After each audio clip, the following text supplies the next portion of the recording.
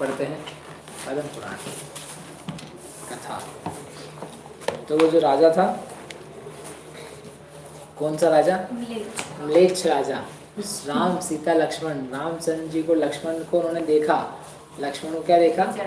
धनुष चढ़ाते हुए, तो उनके चरणों में आके गिर गया, हे स्वामी हम तो आपके सेवक हैं। गिर गया और लौट गया उनके चरणों में। और उसने कहा कि हम आपको अपनी बात कहते हैं, हमारी बात सुन लो कि हम क्या हैं, कौन है। कौशाम्बीपुर के विषय विश्वानल द्विज जाने, प्रतिवंध्या नाम तिया में सुत उपजू आनी। कौशाम्बीपुर नाम का एक नगर है, मतलब आप म्लेच्छ खंड का नहीं, एक अच्छा नगर है। वहाँ पर विश्वानल नाम का एक ब्राह्मण रहता है और उनकी पत्नी है प्रतिवंध्या। उनका मैं पुत्र हुआ था, मैं उन्हीं का, मतलब ब्राह्मण का पुत्र हूँ। मैं म्लेच्छ नहीं हूँ जन्म से, मैं कैसा हूँ? ब्राह्मण का पुत्र हूँ। वहाँ चला गया हूँ तो वैसे ही हो गया।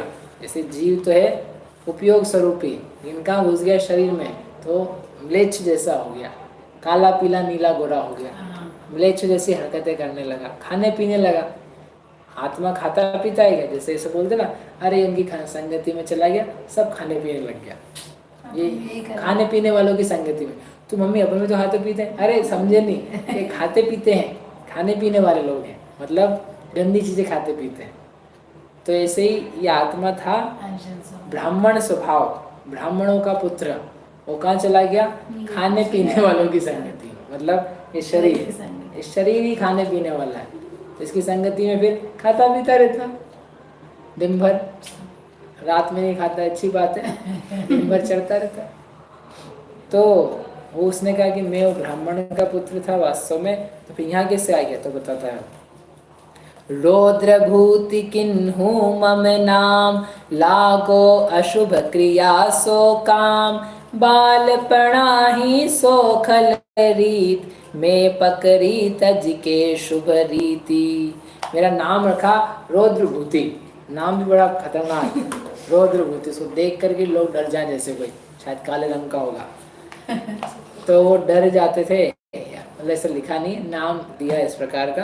तो मेरा नाम ऐसा रखा, बचपन से ही अशुभ क्रिया सो काम। मैं तो अशुभ क्रियाओं में, मतलब मेरा समझो नाम रखा, पहले से समझ लिया था, समझ लो माता पिता ने, कि ये काम तो क्या करेगा? रौद्र काम करेगा, रुद्र कठोर काम करेगा। तो बचपन से ही, बालपणा ही सो, बचपन से ही मैं खल रीति, दुष्टता के कामों में लग गया था। चोरी चपाटी में, खाने पीने में, शराब में, वेश्यागमन आदि में, उन कार्यों में मैं लग गया था। मैंने अपने कुल के सारे कार्यों का सत्यानाश कर दिया था। एक बार क्या हुआ, एक समय चोरी को गयो, राय मारने को वच दियो, तब एक सेठ छुड़ायो मोही, और सुनो में भाखू तो ही। एक बार मैं चोरी करने गया एक सेठ के घर में, तो मेरा दुर्भाग्य था, तो मैं क्या हुआ? पकड़ा गया। वो चोर ने, सेठ ने पकड़ लिया, वो पकड़ करके कोतवाल के सामने हाजिर कर दिया और हमको फांसी की सजा हो गई। काहे के लिए? चोरी के लिए, कि ये चोरी करी इसने, इसको सजा मिलेगी। चोरी का सजा मिलती है।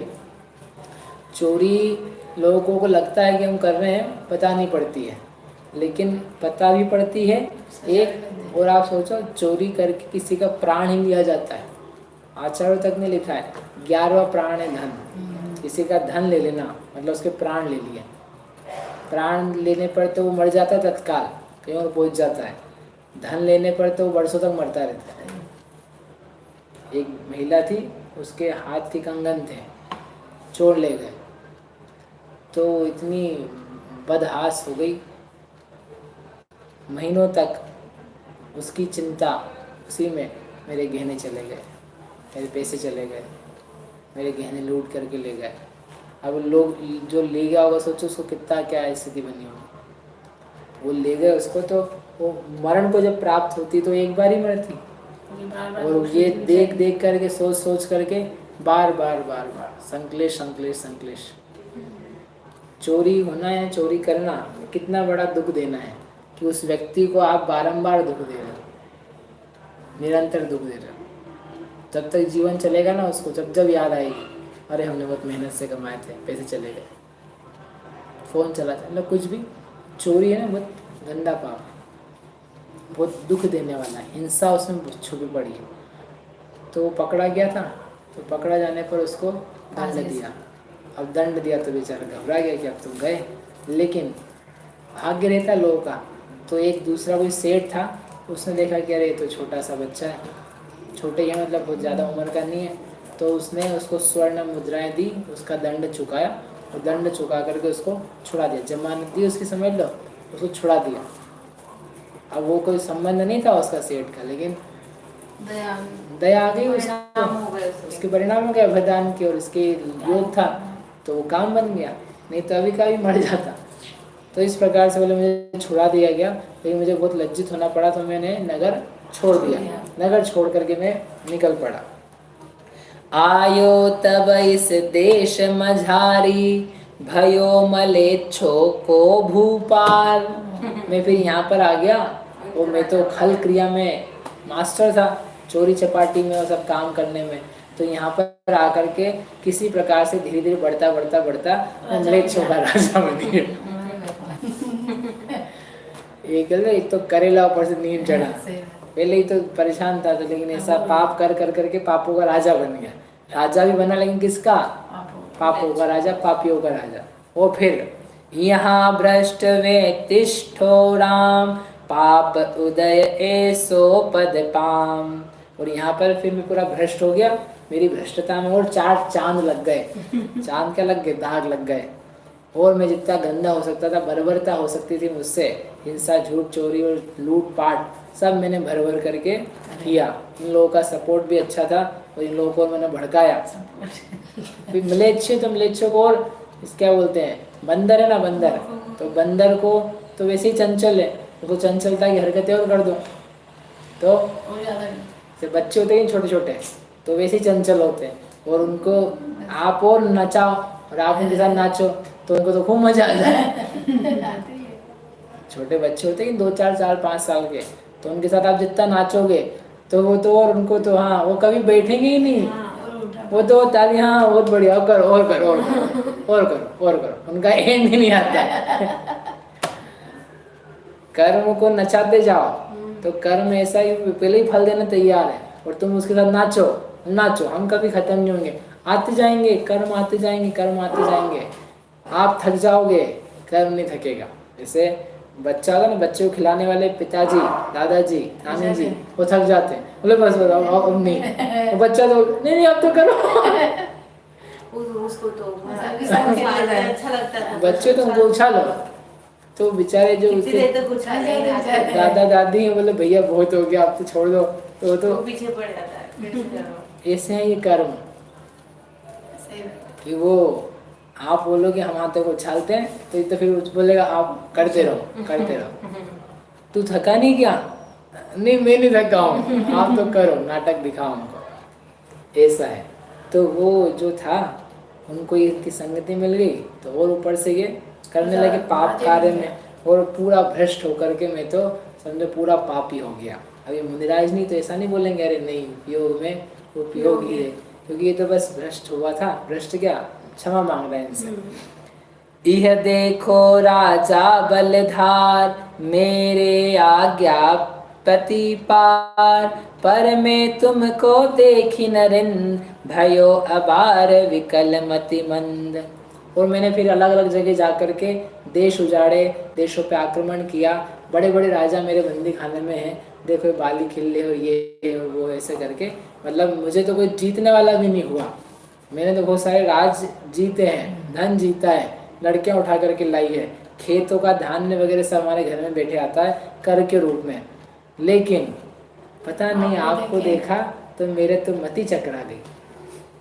अभी तक आप जैसा पुरुष नहीं देखा था, तो ऐसा हो रहा था, लेकिन आपको देखा तो देख करके लिखा ना, पर मैं तुमको देखी नरेंद्र, भयो अबार विकल मति मंद।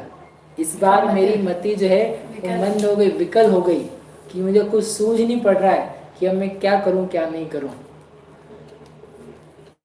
जब तक जिनदेव का दर्शन नहीं होता है, इधर उधर भटकता हुआ पुरुष, तो उसको इसको भी जीत लूँ, ये भी ले लूँ, ये भी ले लूँ, लेकिन एक बार शांति से भगवान को देख ले, उसकी मति जो है हो जाती है अब क्या करूँ, अब तो कुछ भोग करने लायक बचा नहीं।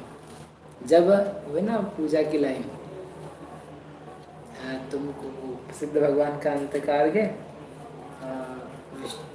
सुख नहीं विषय भोगों में है, तुमको लग यह सद ज्ञान हुआ, जल से फल तक का वैभव यह, मैं आज त्यागने हूँ आया, होकर निराश सब जग भर से। जब से आपके पास नहीं आया था तो इधर उधर भटकते हुए तो बहुत टाइम वेस्ट किया हमने, अलग अलग काम करते रहे। और जब आपके पास देखा तो मेरी सारी मति जो थी भोगों की वो मंद हो गई, विकल हो गई, चली गई। तो मैं इसलिए आपके पास आया हूँ। मैं धनी तुमसे पुरुष निहारी, अब जानो मोहि आज्ञाकार, मोको उपदेशो भूपाल, कहाँ करूँ भाखो तत्काल। मैं धनी, मैं बहुत आज, लेकिन मेरा धन्य भाग्य है तुमसे पुरुष निहारी, आपके जैसे मैंने महा उत्तम पुरुष देखे हैं, तो मेरा जन्म सफल हो गया, मैं बहुत धन्य हो गया हूँ। चरणों में पड़ा है। हाँ, उस समय ऐसा कोई थे ही नहीं इनके जैसा। अरे जो बलभद्र हैं और नारायण हैं, उनके पुण्य विशेष विचित्र हैं, उनके जैसा दूसरा कौन होगा? ये इसलिए तो महापुरुष कहलाते हैं, 63 शलाका के पुरुष। सुंदरता के लिए नहीं, अकेली नहीं, हर व्यक्ति अपनी बात बता रहे, आपने को तो पूछे तो नहीं बता रहे। पुण्य भी रहता है ना, आगे जैसे नहीं बता रहे नहीं लोग ये चीज सही इनके पास जाऊं, ये मेरी चेहरा जो है ना, शरण है, चेहरा ही काम नहीं करता है, उस व्यक्ति का भाग्य काम करता है। हाँ, हम जो जैसे ऐसा लगता है अपन प्रवचन करो, तो प्रवचन अपन अच्छे से अच्छा करेंगे तो क्या होगा, लोग सुनेंगे, लोगों का कल्याण होगा, अपना नाम होगा। तुम बहुत भ्रम में जीते हो, कुछ नहीं होता है। आप क्या बता रहे हो, कितना सच्चा बता रहे हो, उससे कोई फर्क नहीं पड़ता है। फर्क किस बात से पड़ता है? फर्क आपका पुण्य क्या है। फिर आप जो बता दो, गलत भी बताते हैं तो भी बहुत चलता है, और सही बताते हैं तो ऐसे ऐसे विद्वान हुए, ऐसे ऐसे त्यागी गण हुए। पंडित दीपचंद जी शाह हुए, बड़े आध्यात्मिक और धर्म के ज्ञाता, और एक शास्त्र लिखे, शास्त्र में लिख करके चले गए वो कि ये सब मैं अध्यात्म गर्भित बातें लिख रहा हूँ, यहाँ तो कोई सुनने वाला नहीं है, कोई होगा तो सुनेगा, कोई पढ़ेगा इसे। यहाँ मतलब वो इतने से आपके आत्मावलोकन है, ज्ञान दर्पण, चिद विलास, बहुत सारे ग्रंथ हैं, तो वो आप पढ़ो तो लगे क्या गजब बातें लिखी है। तो उन्होंने लिखा उसमें एक शास्त्र में, कोई पढ़ने वाला नहीं है, कोई सुनने वाला नहीं यहाँ पर। जब जिस काल में वो हुए तो उस समय कोई नहीं होगा उनके आजू बाजू। तो वो इतना अच्छे थे वो, तो सुनने, अपन तो अभी तो 1000 लोग सुनते पढ़ते, उसको छपाते, तो समय समय की बात है, भाग्य रहता है। इसलिए अपने साथ में 1000 लोग हों, इस भ्रम में मत रहना कि तुम सही बोल रहे हो, क्योंकि 1000 लोग मान रहे हैं। ये 3 लोग बैठे हैं तो हम बोल रहे हैं हाँ बिल्कुल, आप उपयोगी में पर्याय है दोनों तरफ से, तो अपने को लगा हाँ बस सही है। तुम इस बात से लोगों के मानने से वस्तु तत्व का निर्णय कर बैठे हो, तुम्हारा उद्धार नहीं हो सकता है। आपका उद्धार होगा आपके स्वयं के ज्ञान से। 4 लोग हैं कि 40 लोग हैं कि 40,000 लोग हैं, उससे कुछ फर्क नहीं पड़ता है। फर्क इस बात से पड़ता है कि वस्तु स्वरूप जैसा है वैसा आपके चित्त में ज्ञान में है कि नहीं। फिर भले आपने 40,000 के साथ पढ़ा हो कि 4 के साथ पढ़ा हो कि अकेले पढ़ा हो। इसलिए कभी घबराना भी नहीं, कोई नहीं सुनने वाला हो तो ठीक है, ऐसे भी समय आते हैं। और नहीं सुन रहा है कोई तो ये मैं सोच बैठना हम सच बता रहे हैं, कोई सुनते ही नहीं है, क्या पता हम गलत बताते होंगे। और ना इस भ्रम में रहना कि सब सुनते हैं तो हम सच बताते हैं। आगम से कितना मिलता है, जो आगमिक है वो सत्य है, जो तुम्हारी कल्पना का है वो सत्य है। इतना ध्यान रखोगे तो वो हमेशा कल्याण का रास्ता खुला रहेगा। और नहीं दिखावट में और देखने में तो व्यक्ति उलझते ही। तो इतने वो भाग्य रहता है उनका। काले रंग के हैं, ऐसे गोरे चिट्टे नहीं है, आपको बताया था कलम में, सब श्याम रंग के हैं। आपको श्याम रंग देख के ऐसा लगता है जैसे कोई बिल्कुल पाप का उदय से भरा हुआ व्यक्ति। बोले महासुंदर, और भाग्य तो उनके सिर पे लिखा हुआ, जैसे देखते से उसको लोगों को लगे कि इनसे बात कैसे करूं। 2 वचन तो कह दिया जा जाकर के उनके चरणों में गिर रहे, वो सबको लूट लाया, वो चरणों में गिर गया। कल्याण वाला, समझे आप, कल्याण वाला। तो वो आज तक 2 ही लोगों को पता था, अब 5 लोगों को पता लग गया। कि ये लड़का नहीं है, विश्वास, लड़की है। और अनजान अचानक ऐसे कोई वो नहीं। कोई बात ही नहीं हुई। और ऐसा नहीं कि राम प्रसिद्ध हैं पूरे भारत भर में और ये अच्छा यही भारत राम है, आप यहाँ कैसे आ गए, हम आपको अपनी बात बताते हैं। नथिंग, नो परिचय। कहना ये होता है इस पूरी घटना से, इन पूरी कथाओं से, भाग्य जो आपके साथ चलता है, आपके परिणाम साथ चलते हैं, आपका उपयोग साथ चलता है, और कोई साथ नहीं चलता है। सही है। सबका अपना अपने अपने साथ चल रहा है। रामचंद्र जी का रामचंद्र जी के साथ, सीता का सीता के साथ, लक्ष्मण का लक्ष्मण के साथ। इन तीनों में भी हर चीज़, हर बात हर एक के साथ नहीं होती है। कोई किसी से मोहित होता है, कोई किसी से मोहित होता है। सबका मोहना जो है ना अलग अलग टाइप का है। ऐसा कहने का अर्थ ये विश्वास, इस बात का विश्वास कि हम जो कुछ हैं वो वही है, और हमारा जो कुछ होना है वो अपने भावों से, अपने उदय आदि से होना है। बाहरी व्यवस्था उदय संभाल लेगा, तुम भीतरी संभाल लो। दो मंत्री होते ना, विदेश मंत्री और गृह मंत्री, क्या बोलते हैं उसको, फॉरेन अफेयर्स, फॉरेन मिनिस्टर और होम मिनिस्टर। तो तुम उपयोग को होम मिनिस्टर बना दो, और जो कर्म के उदय है उसको फॉरेन मिनिस्टर, वो फॉरेन मिनिस्ट्री संभाल लेगा। और आप क्या करते रहना, होम मिनिस्टर संभाल लो भैया तुम अपना घर संभाल लो, सब की सब संभला हो जाएगा, कुछ खत्म नहीं होगा। और दोनों चीज़ें आपके पास, दोनों मिनिस्टर्स हैं। तो उसने बोला, मैं धनी पुरुष, मैंने आपको निहार लिया, आज गजब हुआ। अब आप तो मुझे अपना आज्ञाकारी जानो, मैं आपका भृत्य हूँ, आप मुझे उपदेश दो, मुझे आदेश दो। भूपाल, हे राजन, आप मुझे आदेश दो, अब कहाँ करूँ, अब मैं क्या करूँ, क्या करना है मुझे, आप आदेश दोगे वैसा मैं करूँगा, मैं आपका आज्ञाकारी सेवक हूँ। You tell me just what I will do that. बिना बताए नौकर बंदे बताओ। इह वंद्याचल लक्ष्मीपुर, भोग भोग वो बहुइत सुर, ऐसे कही पुनि पावा पर्यो, राम देव तब इम उच्चर्यो।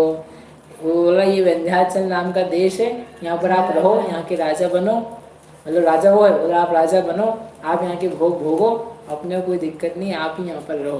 और वो ऐसा कह करके पाँव पकड़ लियो तो रामचंद्र जी के, ऐसा कह कर पुनि पाँव परियो। शास्त्र में लिखा है सब ऐसा कैसे, ऐसा नहीं कविता में, पाँव पकड़ लिया उसने। तो रामचंद्र जी तो उदार हृदय कि उनको क्या लेना देना है, उन्हें कह रहे भृत्य, अरे भद्र पुरुष, ऐसे नहीं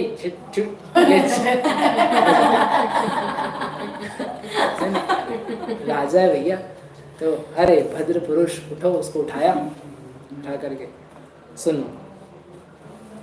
उठी अब कछु भय मति लाय, छोड़ो बाल लीला सोराय, ताही को मंत्री हो जाए, संग मलेच्छो को जुविहाय।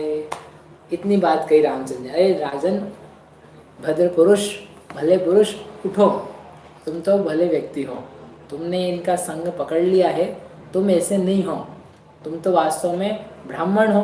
तो एक काम करो, ये जो पाप का काम है ना, पाप का काम छोड़ो, ये म्लेच्छों की संगति छोड़ो, म्लेच्छों की संगति छोड़ो, यानी म्लेच्छों को भी अब म्लेच्छ मत रहने दो, क्या बनाओ इनको, धार्मिक बनाओ।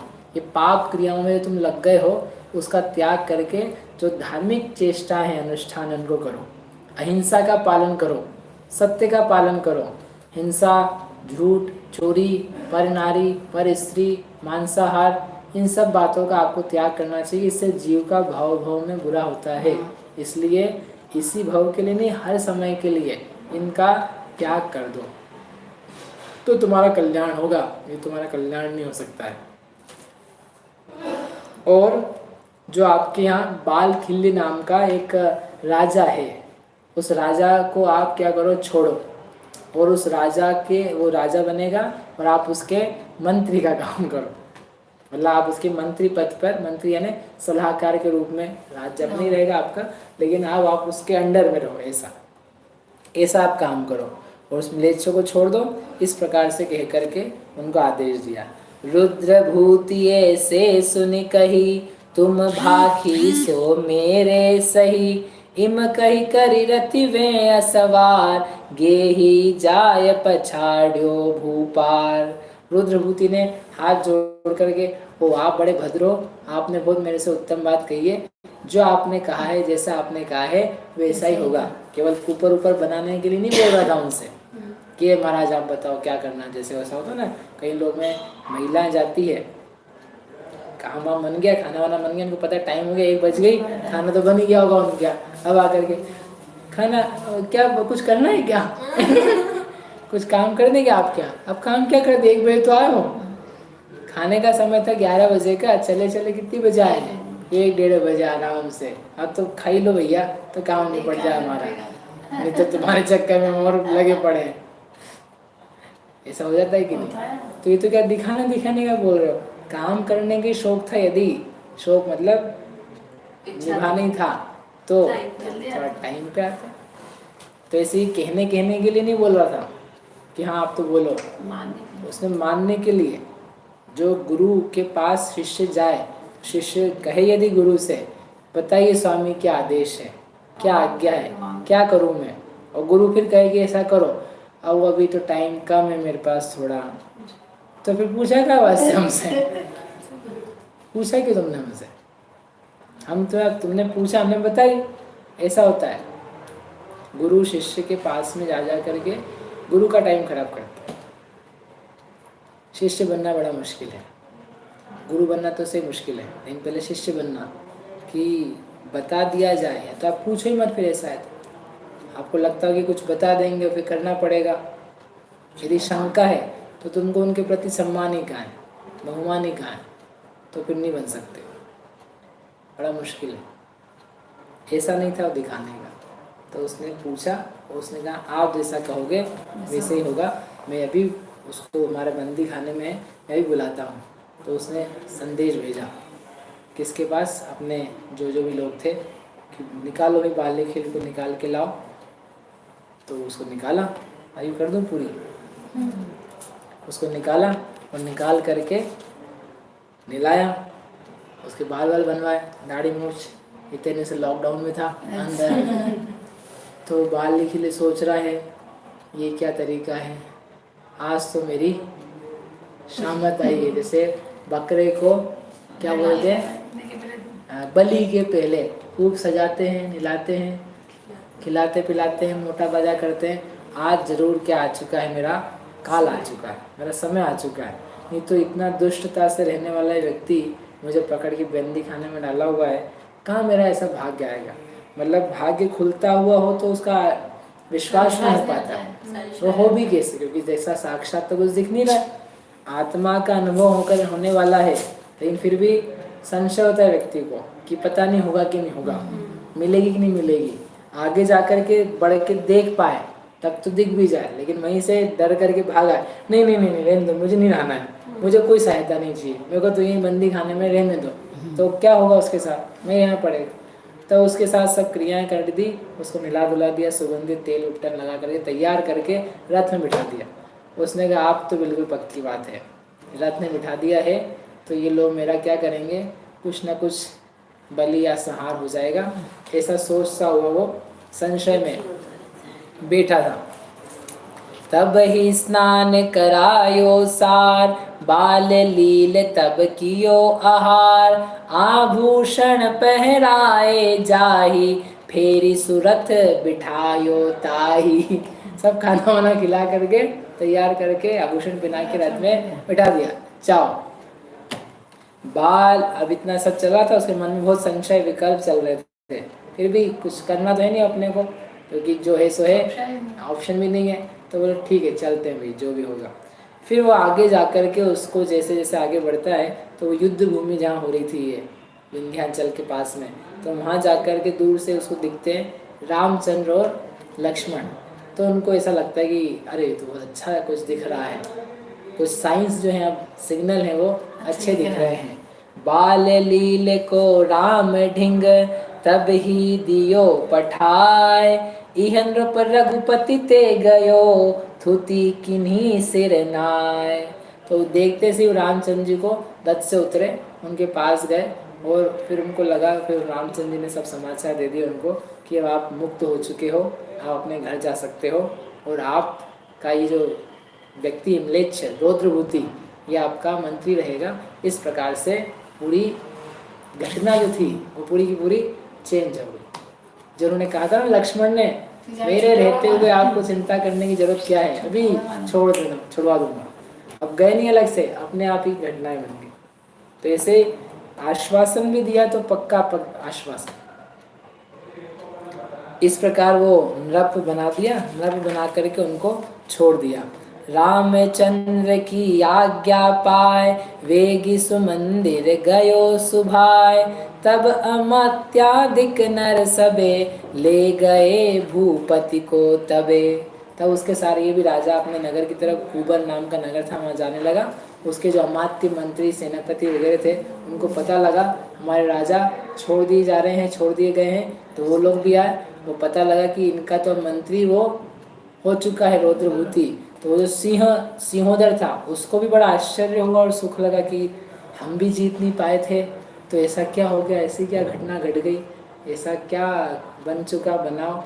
तो उसने भी उसका वो सम्मान किया, किसका, राजा का, कि इसका इतना भाग्य है। फिर वो जो कल्याण माला थी, कल्याण माला की भी जो स्थिति थी वो गुप्त वो प्रकट हुई कि ये स्त्री ही है, ये कन्या है, पुरुष नहीं है।